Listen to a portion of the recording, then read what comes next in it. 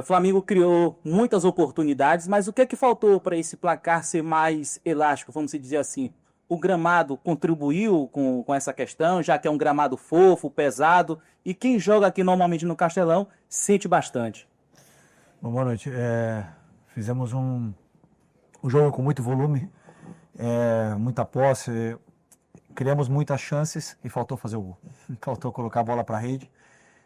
E hoje era um daqueles dias assim que o brilho, né, na frente do goleiro estava apagado. Mas continuar trabalhando, continuar assistindo para poder evoluir nesse aspecto aí que os jogadores sabem, porque eles mesmos são os que mais se cobram e mais ficam doloridos quando erram gols, com uma oportunidade de fazer o que é mais bonito no futebol, que é fazer um gol e comemorar com a torcida. Quando eles não fazem, eu sei que eles ficam sentidos. E hoje todos eles do ataque tiveram chances e no final não, só quem fez foi o menino da base, né? Então, vamos continuar evoluindo nesse aspecto. O campo realmente é sem palavras, sem condições. Sem condições. Mas prefiro olhar para onde eu controlo, que é a minha equipe, e agora pensar para frente. Felipe, boa noite, parabéns pela vitória, né?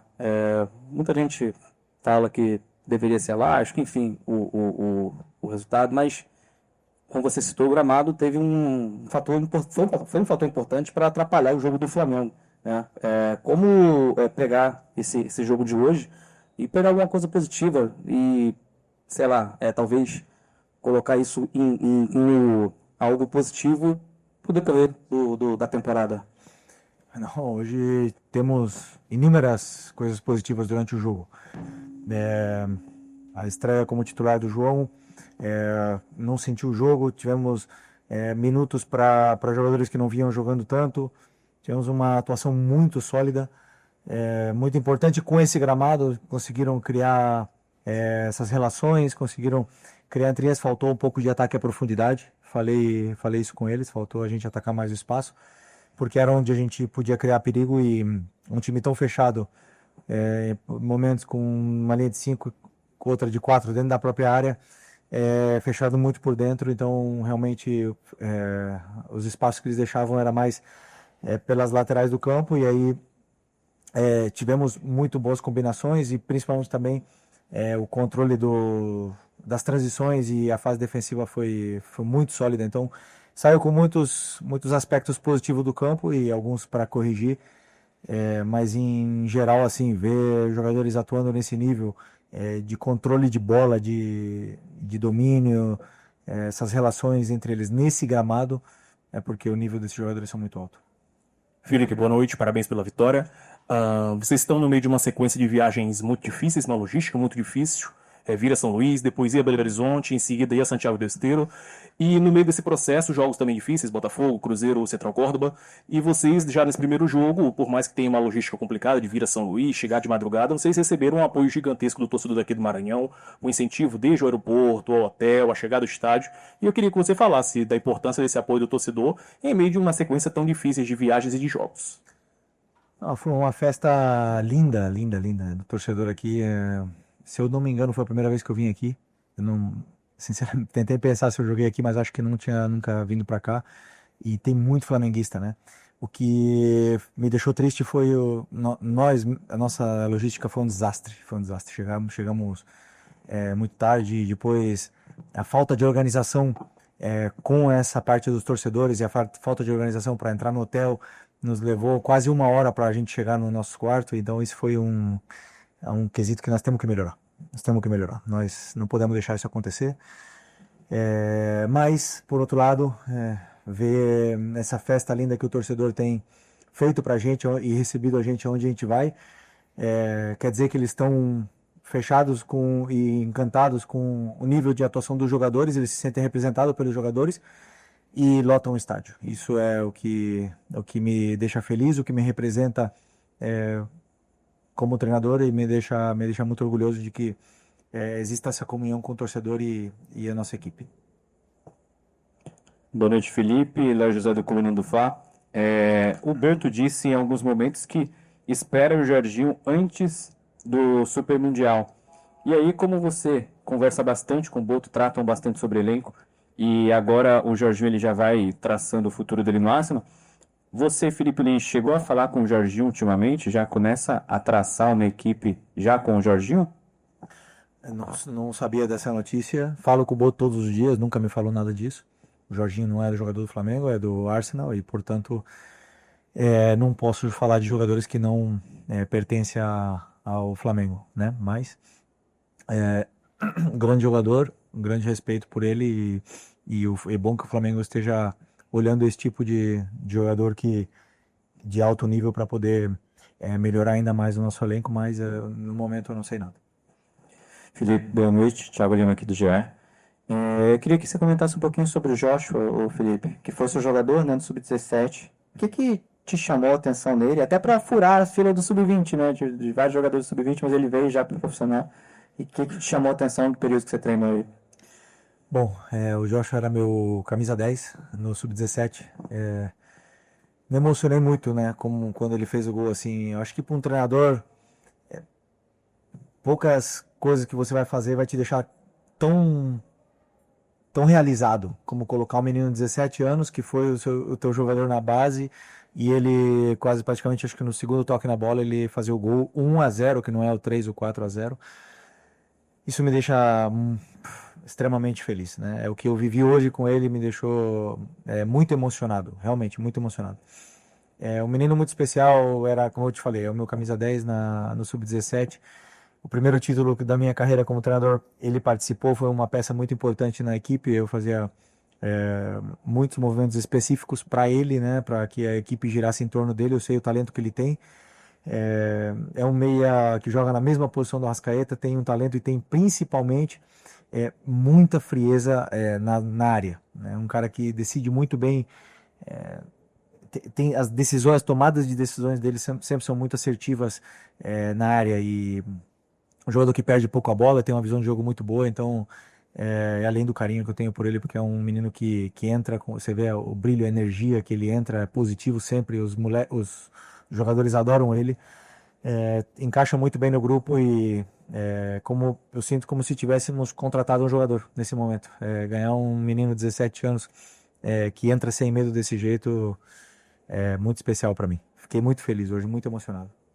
Felipe, boa noite. Queria que você falasse um pouco do Michael, que é um jogador extremamente voluntarioso, esforçado, mas que não tem conseguido fazer os gols, que a gente sabe que é importante para a afirmação do atacante. Você poderia falar para a gente desse sentido? O Michael realmente, assim, ele na frente do gol, no terço final, no último momento ali, ele tá pecando um pouco, né? Aí entra um pouco o que eu falei do brilho, né?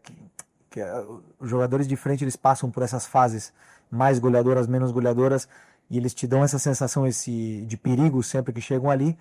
Então o Michael está fazendo tudo certo, assim, para a equipe, pressiona, ataca espaço, tem 1 contra 1, se associa bem com os companheiros, faz todos os movimentos, mas o último momento ele tá pecando um pouco, né? Então, assim, mas ele é o cara que mais fica no treino depois que acaba o treino para fazer complemento, para fazer finalização, para fazer esse ajuste que falta e assim, recuperar um pouco de novo esse brilho, né? Que eu falei, porque é um jogador muito importante para mim, para a equipe. É um jogador muito importante, foi titular ano passado comigo na final da Copa do Brasil, foi titular de toda a parte final, foi titular da Supercopa, foi titular praticamente todo momento até ter essa lesão. E sempre que um jogador volta de lesão, ele ainda volta um pouco se encontrando, né? Então, assim, eu acredito que a atuação dele, por não ter feito bem esse último terço, e a torcida que acabou pegando um pouco no pé dele, acaba afetando um pouco a parte mental, mas já estou aqui para não desistir de nenhum jogador, como eu falei para vocês, eu nunca vou desistir de nenhum deles enquanto eles estiverem aqui, para poder recuperar a melhor versão dele e o brilho que ele tem. Felipe, uma segunda pergunta, já que estamos falando de base também, sobre 2 jogadores do Sub-20 que não têm sido relacionados por você ultimamente. Um é o Wallace Cian, que vinha entrando com você no Carioca, vinha entrando bem, inclusive, tem muito torcedor que pergunta, poxa, por que o Wallace Cian, inclusive, não poderia ter vindo para esse jogo de hoje? E o outro é o Guilherme, que vinha sendo utilizado muito por você, principalmente ano passado, né, na sua reta final, e que também não voltou esse ano. Bem, o Wallace é um jogador também que eu tenho muito carinho, o Guilherme também, tenho adoro esses meninos, adoro todos eles que trabalharam comigo lá, eu tenho uma relação muito especial com eles. O Wallace, quando eu faço a lista da relação para o jogo, eu penso no jogador que vai jogar, na possível troca. Então eu tenho, hoje com a volta do Pedro, com o Juninho, com o Bruno, com o Plata, eu estou coberto nessa posição, né? Eu não, nesse momento eu vejo eles na frente do Wallace, né? Então o Wallace agora precisa continuar fazendo o que ele estava fazendo, que é fazer gols, é se destacar no sub-20 e chamar na minha porta fazendo dentro do campo. E aí eu sei que eu posso contar com ele, porque é um jogador que tem as características de 9 que eu gosto, né? Então, e aliás tem a relação comigo que é muito boa.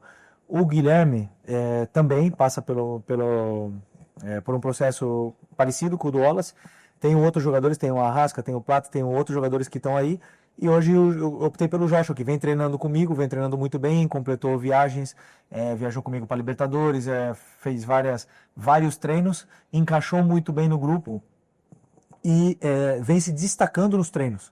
Isso que é o que eu mais vejo, é o jogador que fala dentro do campo. E o Joshua está falando dentro do campo, me deu como é que fala? A segurança de poder colocá-lo hoje no campo e ele acabou rendendo, né? Mesmo que foram só 10 minutos.